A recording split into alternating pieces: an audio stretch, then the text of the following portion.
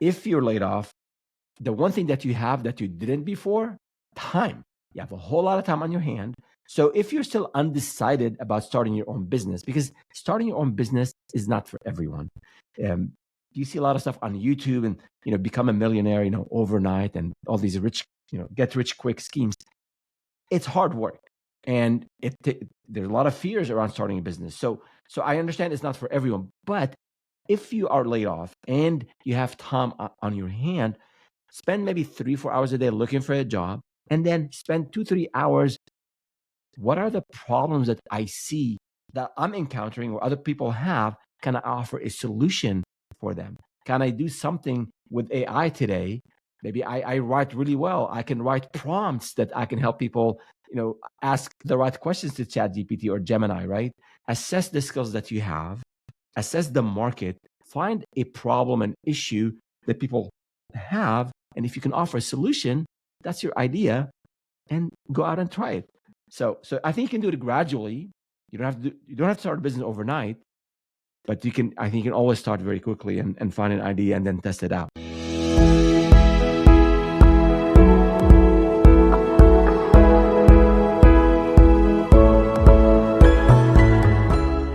Hello, and welcome to another episode of the Transform Sales Podcast. Today, I am so delighted to have Feras Alhlou with me. How are you?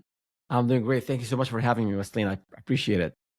I'm excited to tell you guys a bit about Feras. He has founded, grown, and sold businesses in Silicon Valley and abroad, scaling from zero revenue to 7 and 8 figures. In 2019, Feras sold eNor, a digital marketing consulting company, to Dentsu, a top 5 global media company. Feras has served as an advisor to 150 founders. In his current venture, Startup with Feras, he's on a mission to help entrepreneurs in the consulting and services space start and grow their businesses smarter and stronger. All right. So how did you get started, and how did you get to this amazing place of where you are consulting these businesses? Yeah, thank you. Thank you so much.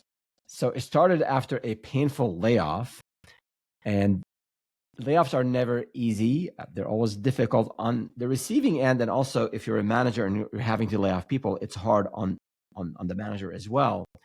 So young family here in Silicon Valley, no job. The job market was very dry, similar to what we're seeing today. And I just had to make it work. Couldn't find a job for 2 months. A friend of mine wanted to start a business, so we joined forces and resources and hit the pavement. A whole lot of rejections, more than I can count. But you know what? You learn from every failure. You learn from every rejection.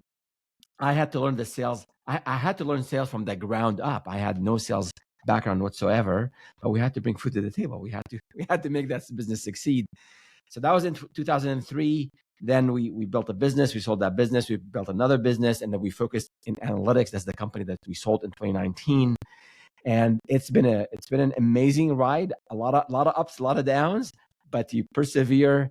You have an amazing network and amazing team, with you along the way with you on this journey, and you'll do good things.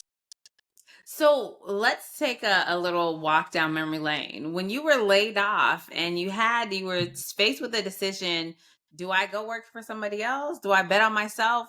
What was that decision-making process for you like? I mean, it took me a couple of days to just recover from the emotional, psychological, mental impact of being laid off. I was a VP in a tech company, very, very established, very sort of cutting edge at the time, and going from the sort of the highs of the highs into the lows of the lows, and like, oh my God, I'm unemployed.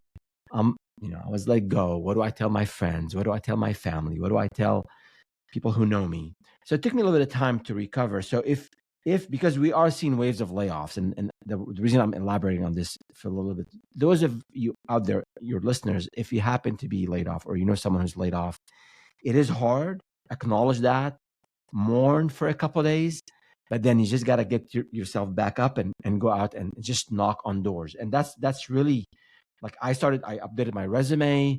I started to send the resume out. So for 6 to 7 weeks, Wesley, there were no responses, not even one interview, not even a response. A very dry market at the time.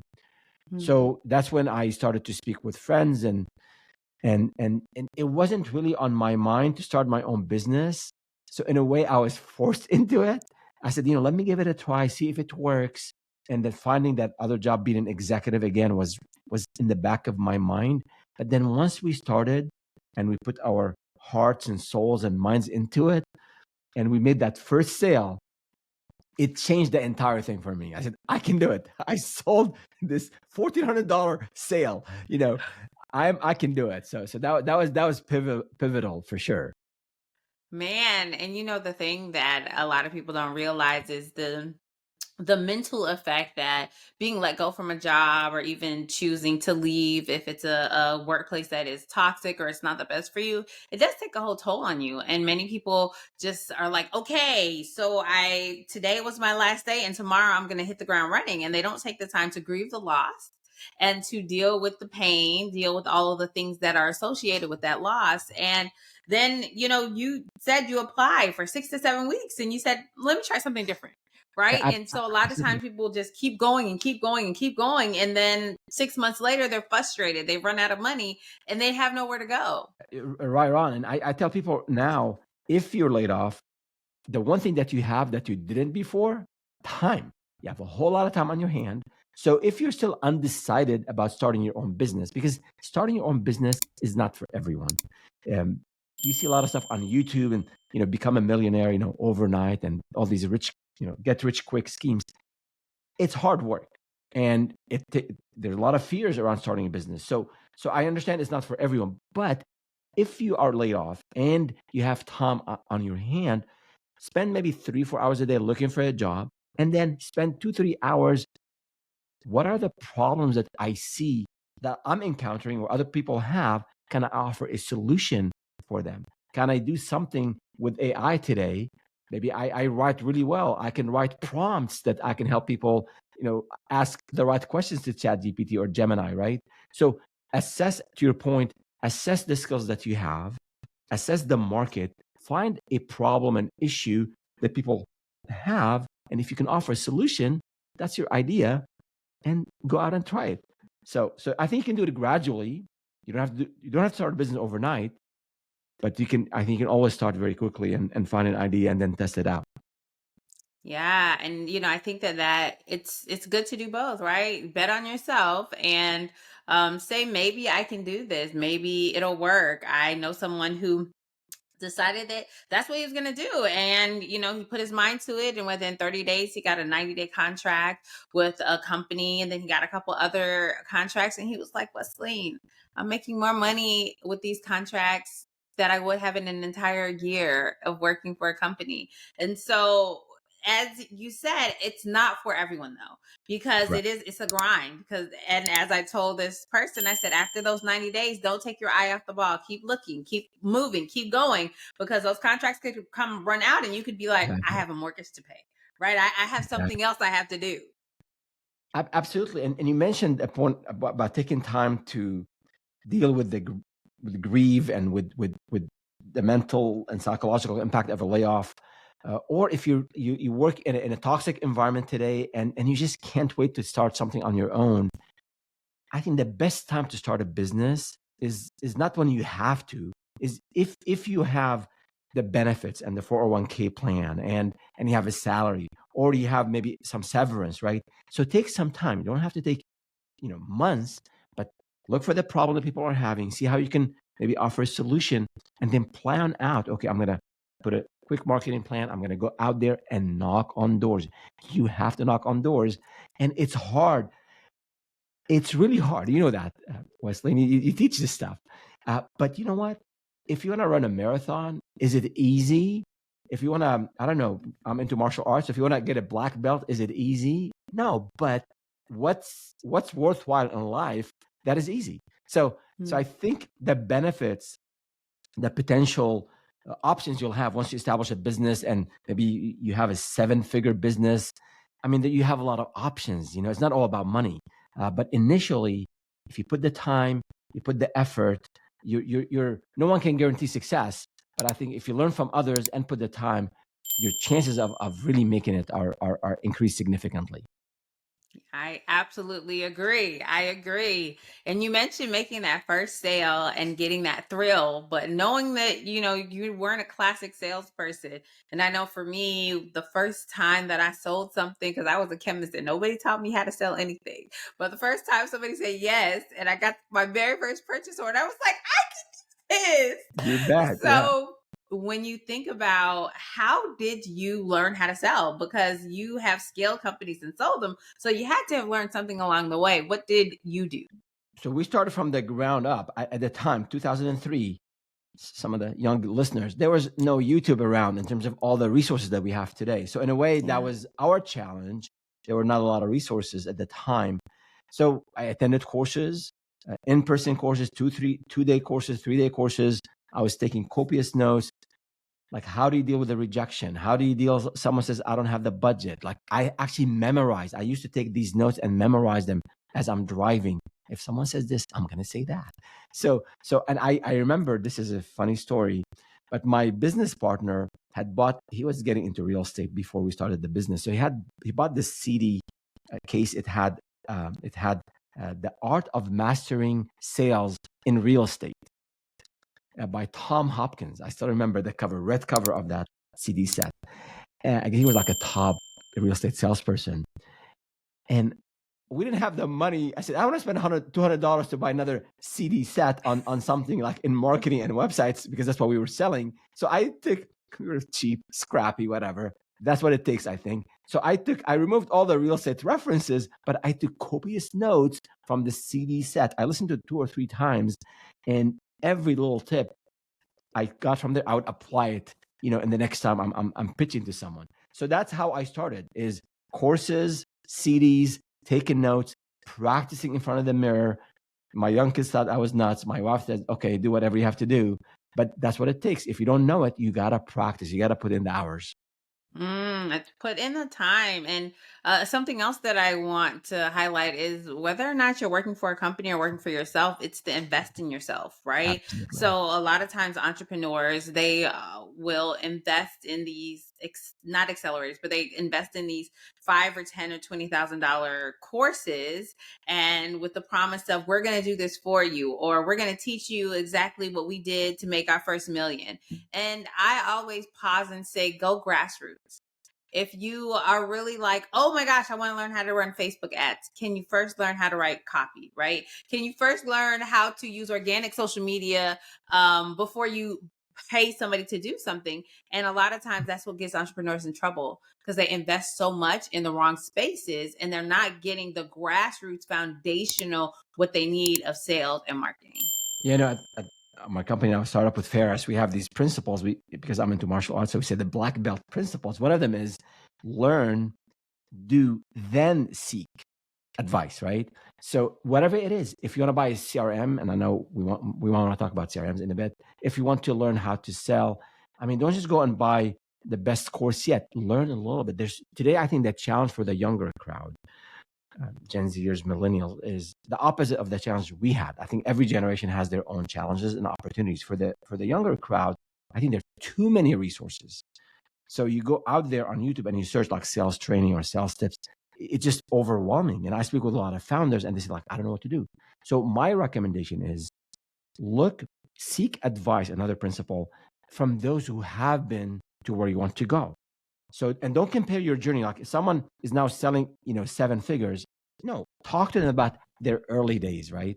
Talk to them about how they stumbled. Talk to them about how they were nervous when they were pitching casually at the gym, or maybe they were pitching formally in front of, C-level. So I think learn from people who have done the things you want to do, and practice. I think that will build that muscle, that initial, that fear of pitching, fear of rejection. It's really, I know I'm emphasizing that you got to do the hard work, but that's what it takes. And I would say within a few months, it'll become much easier. It'll become second nature. You'll be thinking on your feet. You'll be customizing the pitch based on what you hear. So all the stuff takes time. Do it, practice, make mistakes, then get the right training from the right person. That's typically what I recommend. I love that. And anytime I am, speaking with entrepreneurs or people, even sales leaders, I Yep. tell them it's important for you to know how to do everything in your business. You don't know how to know how you don't have to know how to do it well, but Yep. you need to at least have some high level overview of it. So if somebody is falling down or not doing well, or you need to cover someone, you know how to do it. And so a lot of times people don't, they're like, oh, no, I'll just delegate. Oh, I'll just hire somebody for that. I'll just hire somebody to do this or that without actually learning it themselves. And what I found in my business journey is that by doing that, when I have turnover, I'm not dependent on the last person to have to come in and say, hey, oh, can you train your backfill? I can say, nope, it's time for you to go. And I have all of the documentation, I have all of the things where I can train someone else for that position. Yeah, and you mentioned something about investing in yourself and about doing the work. So you don't have to be an entrepreneur. If you're a salesperson, a salesman, a saleswoman in a company today, you got to learn new tools, new technologies, how to maximize whatever CRM you're using, HubSpot, Zoho, Salesforce. Learning more about how to use that data to help you follow up with the right lead at the right time. How do I use AI today? Like, there's no excuse today for salespeople if they send an email that has grammar issues or is not well written. I'm not saying you copy and paste things from ChatGPT, but you have tools you can use, Grammarly, you can use whatever to make sure what you send is professional, is thorough, it has context. So I think those, investing in yourself, learning the new tools, the processes you mentioned, and as a business owner, you can't really hire a salesperson if you don't know sales. So once you start doing it, then you can discern if this person is a good candidate or not. That is like the number, it's the number one thing that all business owners want to delegate out first. They're like, I don't like selling, I don't like selling, I don't like selling. And it's actually the last position that you should take off of your hat as a business owner, because sales is what keeps the lights on. And you know the product so well, you can talk about it. And one of the challenges for those small businesses, you can't afford a six-figure Yep. producing salesperson. So you hire somebody mediocre and they don't actually have the chops. You invest 6 months in them, and then you have this revolving door. And while you're trying to get them upskilled, your business is falling down. Whereas, why not get a finance person? Somebody can keep your books, right? Oh, you can teach somebody the operations. And I think that that is something that I see a lot within the startup community. What are some of the things that you see within the pitfalls of sales in startups? You said it. You got to sell. As a founder, you got to sell. Maybe the only exception is if you have a business founder. Let's say you're an amazing project manager and you deliver, you understand the client, you can put together a project plan and deliver, to the T, and you get amazing reviews from customers.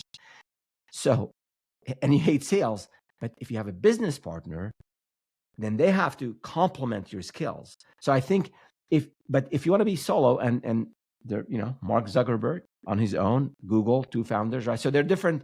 You can do it on your own, or you can do it, with someone else. But if you're by yourself, there's no escape. You have to knock on doors. You have to know sales. And once you have revenue and you have profit, and once you figure out maybe how to sell and how to deliver, then you can bring in a salesperson. Now you know how to vet the right person, and then you can maybe focus on other things. But you, as a founder, see, people buy from people. So founders typically have passion. They care. They know the ins and outs of their subject matter area, right? So when you speak with people, founders have, I don't know what it is, but there's something special about founders. People believe in them, right? And especially if you've been around for a little bit, and you have, logos, and you have, testimonials. So you always have to be involved. But if you don't do it early enough, how are you going to bring in the revenue? Mm. I mean, you can if you're an amazing writer and you have amazing content online, potentially it could be a pull strategy. But at one point, you have to pick up the phone and speak with someone, right? Yeah. Unless you sell everything online, there are some businesses like this. But in general, you're going to ask investors for money. You're going to ask Mm. partners, for you to maybe help you grow in a specific, maybe new service line. You always have to be asking, always have to be selling. So you got to learn it early on. So much. I think that we, as as the founders, a lot of people are like, I don't want to be the face of the business. I want the company to stand on its own. And I always say, I'm like, I still think about Steve Jobs when I think about Apple. I still do, probably because I came up in the era when Apple was booming, right? And when you think about Meta, Facebook, who do you think about? Yes, you think about the companies, but you also think about the founder.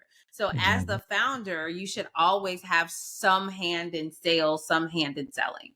Absolutely. So one of the things that you mentioned was you have sold businesses. So how did you get from I don't know anything about sales to scaling businesses to 7 and 8 figures? What is your secret sauce?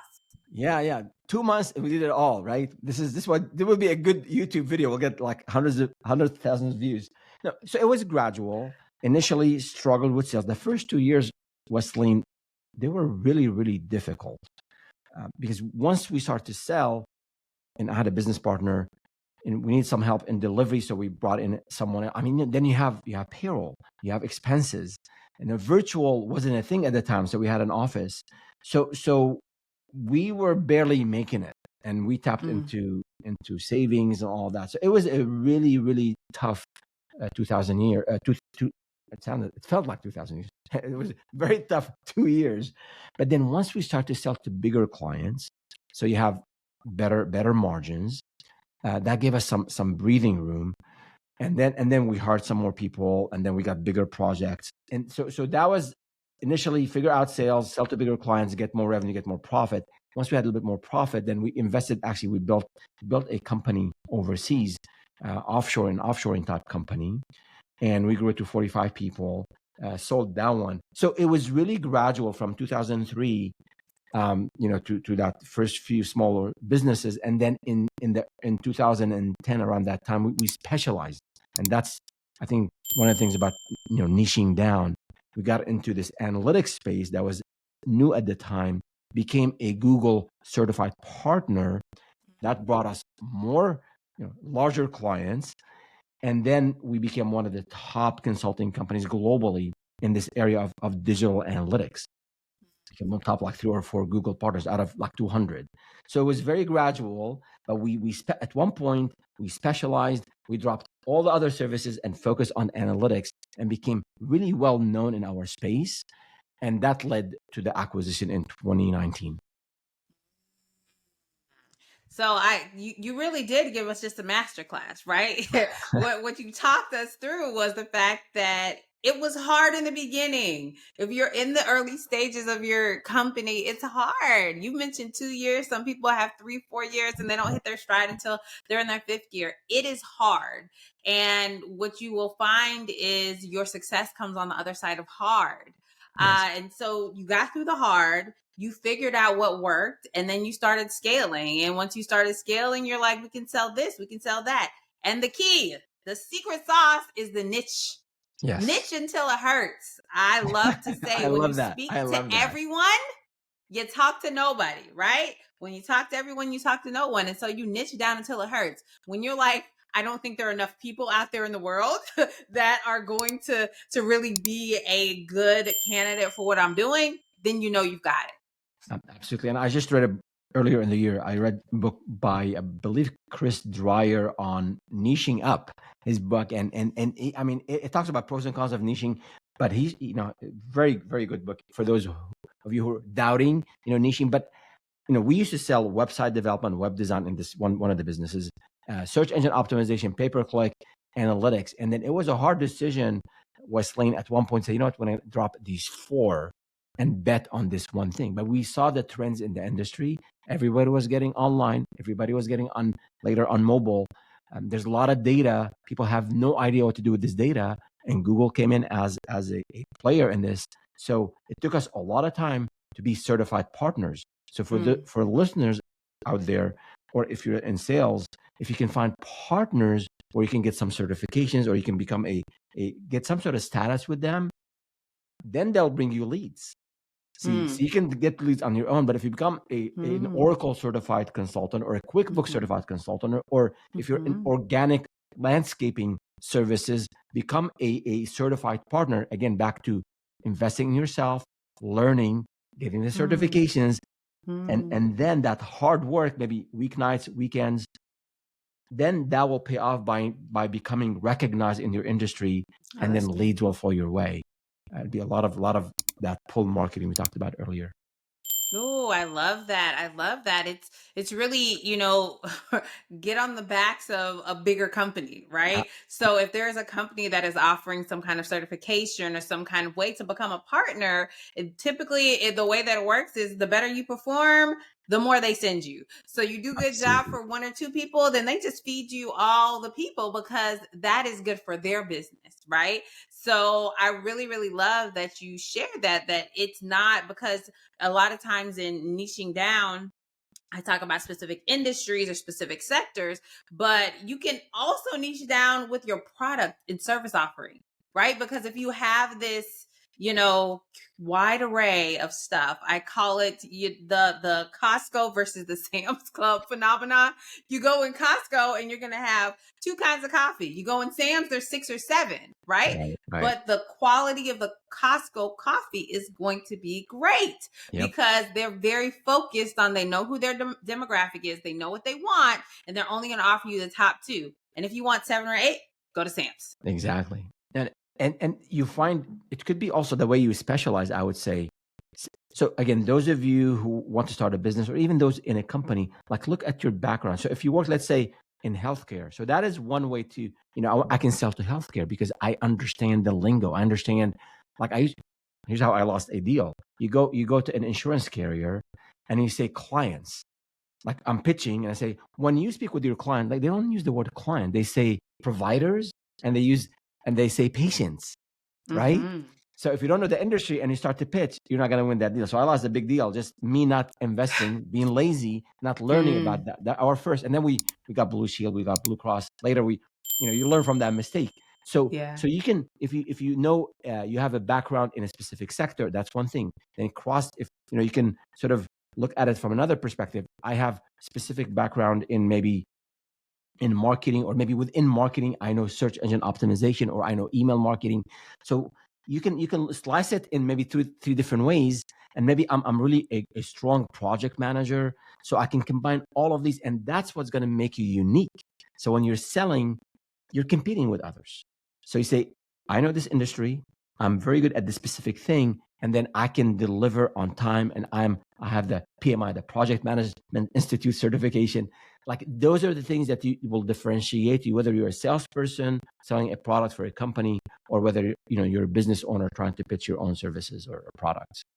That's so good. It's the differentiation, right? It's how do I stand out? What makes me better, different? I call it your brilliant difference, right? We all have a Right. brilliant difference. And if you know that you really enjoy doing one thing or another, then focus. And like when I started my company, we used to do outsourced sales and marketing management for small businesses. And I was like, oh, I'm so sorry if your website is down, and I really don't care about that much. So I decided that wasn't for me, right? Like Yeah. that wasn't my passion. But if you're about to lose a big deal and, we're close to the end of the quarter, that's where my passion was. So Nice. I learned that just because it's went together like peanut butter and jelly, or that I could do it, didn't mean that's where I needed to focus. And so getting really laser focused on you as a business owner, right? Because we already talked about you being the face of the business. Yes, you can hire people, but I think one of the biggest mistakes I hear people, oh, I'm going to buy this franchise. Why? Do you like that thing? No, I heard that you can make a lot of money. What are you doing? You've never cooked a meal in your life, but you want to buy this franchise, this food franchise. Like, what are you doing? I was, it's like, I discussed this before, but we didn't. I was speaking with a founder yesterday, someone who has their own business story, and now they want to pivot. Their industry is declining and they're not sure what to do. And someone is pitching a franchise idea to them. I said, I have some franchise background, and actually we were a top earner, top 10 earners for many, many, many months, and then top earners for a few. So I know how the franchising system works, but you don't have any background in this. Nothing. You're a good business person in this, but getting into something that's totally foreign to you, it doesn't work. You have to learn it. So go and try to sell it. Read something online, watch a YouTube video, try to sell it on a week. Reach out to 5. That's why I told them, reach out to 5 people, see what they tell you, right? See if you like it, right? So there is no get rich quick thing out there. It is, and I'm not, when we say hard work, my motto in life is work hard, play hard. So obviously and we haven't talked about this, but maybe it's a good time to bring it up. You might have family obligations, you have relationships, you might have social obligations, whatever the case might be. You have to take care of yourself mentally, physically, so do all of that. But you can't really stand out if you're only putting 35, 40 hours a week. You're not going to stand out. This is, sorry to tell you, I mean, if again the younger crowd, I think in your audience, you go and you see some of the younger influencers on YouTube, on social media, and everybody wants to do that. I applaud their eagerness, do something big for themselves. But also look at the numbers, like how many people make it to the NBA, how many people make it to the NFL. So yes, go out and try your best, but it's a lot of all these top influencers. They worked their butts off and they failed several times before they got to where they are. So just, I think people, miscalculate, or maybe they just, I don't know, maybe they greed in us, or maybe we're influenced too easily. But it is a lot of hard work to get to something meaningful. It is, absolutely. I was talking with my youngest brother. He's in his late 20s recently, and we literally just had this conversation about when different generations came into the workforce, what they saw. And so in his generation, if you will, they were in social media. Like, that's all they grew up with, that's all they saw. And so this is what they see today. And so they're like, but I saw this person 2 years ago and they only had 1,000 followers, and now they have 1 million followers. So I can do that too. But what you don't see is the one video that you're watching that is a 30-second clip that took them 2 hours to record and edit and all that. And then the 5 or 6 years of flops that they had. Like, even if I think about, I tell people like, oh my gosh, you're so good on video. I'm like, do you want to see the 5 years of weird virtual backgrounds and me looking at myself or looking down and not talking to, like, it took me a lot to get here. Yes. So if you look at what you see, but anything, like you said, it takes hard work. Like, if you don't put hard work in, you're never going to be a successful entrepreneur. You can't, this is not a part-time job. This is how I feed my family and how I pay my bills. So think about it in that focused way. And Mr. Beast on YouTube, he said your first 500, or he's talking about himself, my first 500 videos, they sucked. They were terrible. I mean, This is Mr. Beast, right? Number one person on YouTube. So you can get there, you can try it, but I think, are you putting the time? Are you learning? Peter Drucker said the number one advantage that companies have, or individuals will have, is how much you can learn, how fast you can learn and apply that learning to your systems, to your process, to your company. So what, I think people, I can go on my phone and order on, Uber, or I can order on Instacart, or I get, DoorDash. It's sort of that instant gratification mentality. But the business principles, life principles in general, you got to put the time, you got to put the seeds in, you got to take the weeds out, you got to water, you got to, there's a season for certain things. And the more you do it, I think that the more you grow that muscle, and again, you're more likely to succeed. Absolutely. Absolutely. So a final question I want to ask you is, you shared so many gems and so many good things with us, but can you share an experience, whether it's personally or professionally, that has impacted the way that you show up and lead today? An experience, in business, or in business and in life, there are a lot of pivots. Sometimes things that we plan for, sometimes we're hit with something that we never expected, and you have to pivot. So the one experience, and this is very personal, but I got married. We got married very young, my wife and I. We were in college. I was junior, she was sophomore, and we, I never thought I would get married when I was 21 and she was 20. And we're fortunate to be married now for 36 years. So that sense of responsibility, like early on, and I think it was the crowd I was hanging around with. We're still young, but people were serious about life, and a couple of them got married and said, okay, well, maybe it's time to do it. And my parents thought I was nuts. And again, we lived on not a whole lot of, we had very small, little means at the time. But that, I don't know if you call it an experience, but that event in my life, getting married young, sort of gave me this sense of commitment and also ownership and responsibility. I have now, and we had kids like right away, back to back. We have 3 kids now; they're adults. So that sense of I can't run away from this. This is, I'm responsible. And my wife is an amazing, successful woman now, and she got her master's in her 50s, and a social worker now, and she was a teacher. So she has her own amazing career.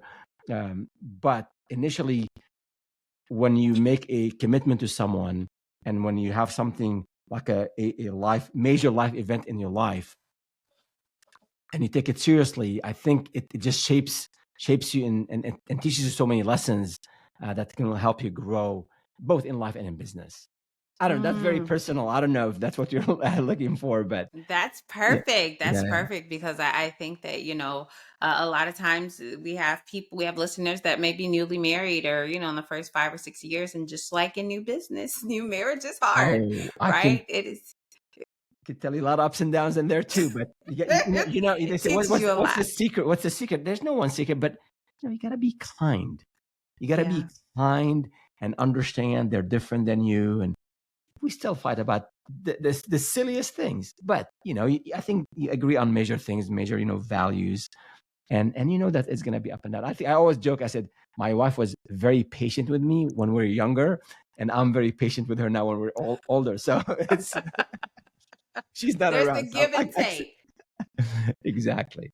There's the give and take. Well, that is awesome. That is awesome. And I know that there are, again, especially when you're starting a business, if you have decided to step away from a full-time job or you no longer have the guaranteed income, if you have a spouse that is supportive and you know that times are going to be tough because finances are different. So thank you so much for sharing that. No, absolutely. Yeah. So Ferris, what is the one best way that people can get in contact with you if they want to? Sure. You can check out our YouTube channel at Startup with Feras. Basically, my first name, Feras. And we produce videos all available to you on all aspects of the business, from business planning to sales to marketing. So we'd love you to check out that content and let us know if you have any questions. So yeah, the YouTube channel. And we also have a newsletter, but you asked for one thing. So the YouTube channel. Awesome, awesome. And all of his socials and contact information will be in the show notes. So thank you so much, Ferris, for sharing your time, your talent, and your expertise with us today. It has been a pleasure. Wesley, thank you so much. I appreciate it. And I appreciate the good content you're producing and all that. You're training the next generation of salespeople. So keep up the good work. Thank you so much.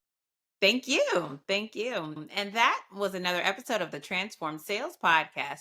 Remember, in all that you do, transform your sales. Until next time.